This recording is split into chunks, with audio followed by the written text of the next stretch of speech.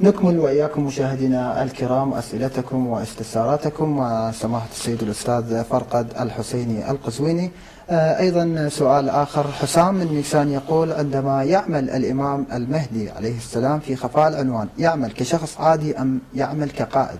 لا، كشخص عادي، وممكن أن يكون رئيس جمعية، ممكن أن يكون رئيس منظمة، ممكن أن يكون رئيس مؤسسة، يمكن أن يكون رجل دين، ممكن أن يكون تاجر، ممكن يعني أن يعمل ويشتغل كإنسان اعتيادي، ويمكن أن يكون قائدا لمجموعة. ولكن إذا احتمل الإمام ولو 1 بالتريليون أن العمل إذا احتمل أن هذا العمل الذي سيقوم به سيكشف عن شخصه الكريم، لا يقوم به.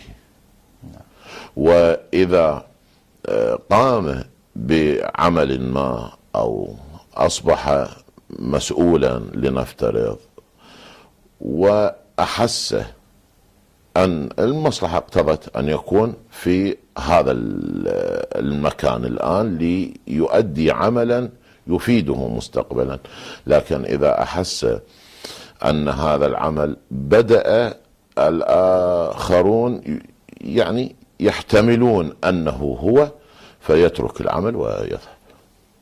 نعم سماحة السيد.